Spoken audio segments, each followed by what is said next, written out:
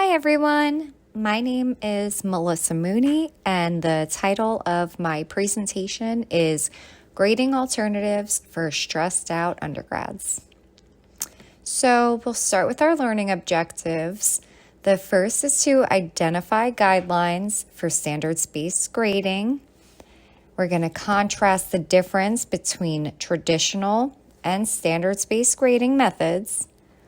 We'll articulate the past and present rates of depression and anxiety for U.S. college students. Then we'll connect the depression and anxiety rates to grades and the impact of our current grading system. We'll criticize the lack of progress towards implementation of these methods and develop ideas to pivot to standards-based grading. So my first question I want to ask to you is, what feelings do these pictures invoke for you as a student? For most people, including myself, they trigger automatic stress and anxiety regarding grades and my future. So these traditional grading methods usually consist of a group-based, teacher-led curriculum. It's a point-based method dependent on assignments, tests, homework, quizzes, and then there are some behavioral aspects that are usually put in, like participation, attendance, things like that. This often relies on a scale that translates performance into letter grades, which may also have corresponding grade point averages. And we've all seen the standard A through F scales of percentages based on where you rank. So standards-based grading is an educational system that focuses on assessing a student's mastery towards specific learning standards. So in contrast to our traditional point-based system, grades are actually reflective of student proficiency in relation to predetermined learning standards that teachers must give you in advance. It is predetermined by different guidelines, state, districts. I believe it should be federal guidelines that are enacting this. So the guidelines are pretty simple.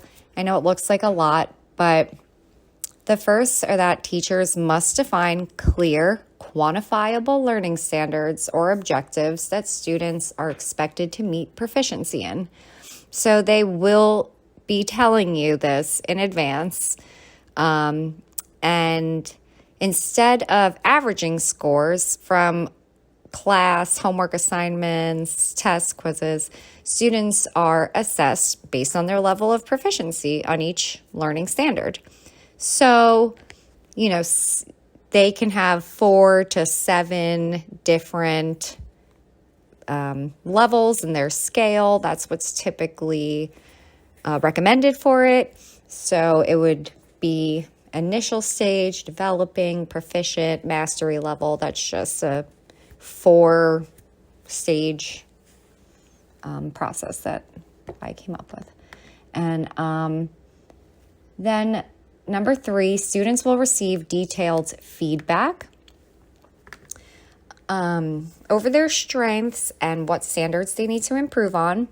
So there are usually supplementation materials given to the student to focus on progressing forward to actually achieve the proficiency or mastery of the learning standard.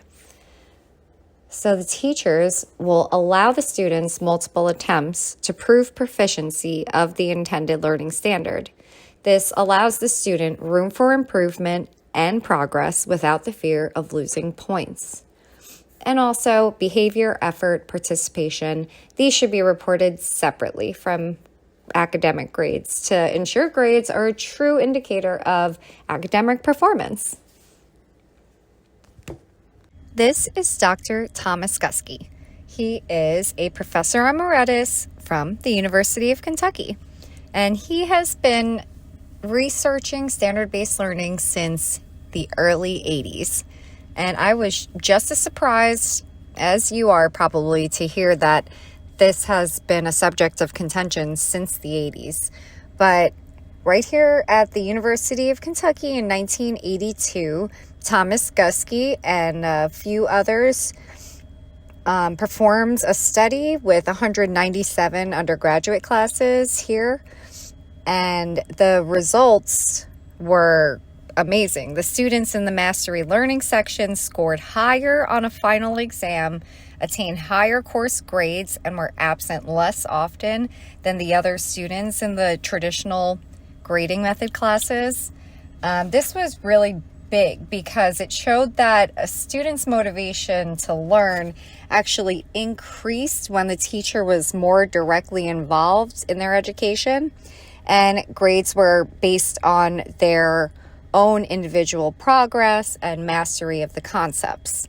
In standards-based learning, standards do not decrease. They're just better defined for the student, and you no longer have to play a guessing game with your teacher of what you think they want you to learn for the exam. It's very stressful. So this is a Healthy Minds survey. It's a huge annual survey, over 350,000 undergraduate students from all over the nation of each race and demographic. It's all separated into categories on their website or their survey. And as you can see, these numbers are astounding. This is just in the 8 years, and each year substantially gets higher. So depression, anxiety, eating disorders, suicidal ideations, all up by huge numbers. And the flourishing rate, as they call it, is down 34%. So you could see that this is a huge injustice to how we could be flourishing. So were grades the main cause of this rise in depression and anxiety? Well, there's been a few studies trying to show that these correlate in multiple ways. In 2022, this was really one of the few studies to incorporate how students perceive and experience grades internally.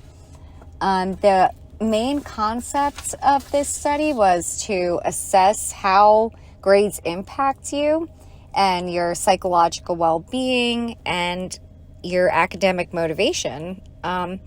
So they found that grades promoted anxiety, a sense of hopelessness, social comparison, and fear of failure. Even among high-performing students, concerns such as entrance into graduate schools and the need to competently protect feelings of self-worth led students to avoid challenging courses.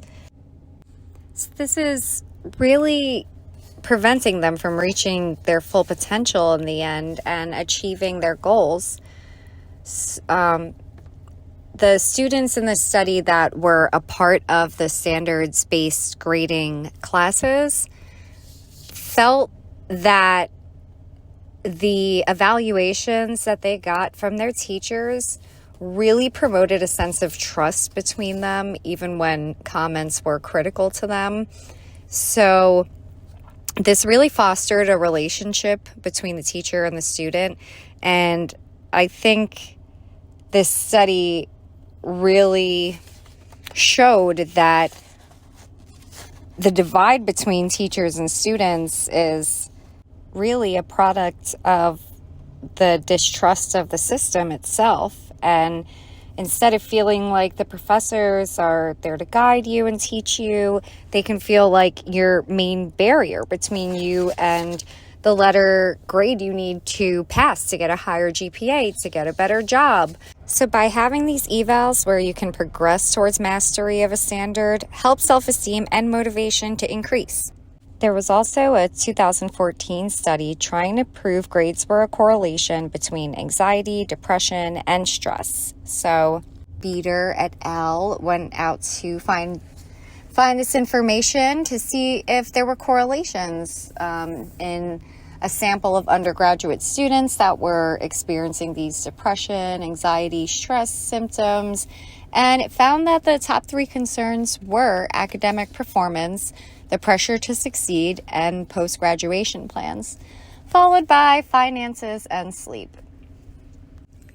A lot of students feel the intense pressure to maintain high grades, secure their graduate school admissions, and plan for their futures to be better. So this competitive nature is really stressful, and it can start to erode your self-confidence. If anyone has ever experienced imposter syndrome, it kind of feels like that. So imposter syndrome is just feeling like you're not good enough to do this. You start to internalize these negative beliefs about your abilities, and it leads to a diminished sense of self-worth, which I feel like is what is happening in the past 20 years of this decline. This cyclical nature of depression because of academics and academics causing depression is extremely difficult because you're creating a downward spiral. It's not working out, and you can see this in all of our statistics in mathematics, reading, and science. This chart is from the Organization for Economic Cooperation and Development. It's an international organization of 38 countries in Europe, North America, and Latin America, and they research economic and social data statistics. So this is one of their 2022 databases regarding where we are in comparison with the following countries. And as you can see, we are below the average for math. We're just above the average for reading and science as well. The top 5 countries, Singapore, Japan, Macau, China, Korea, they're all using some form of a standards-based grading system. In fact, it took Korea nearly 5 years to implement this on a large scale.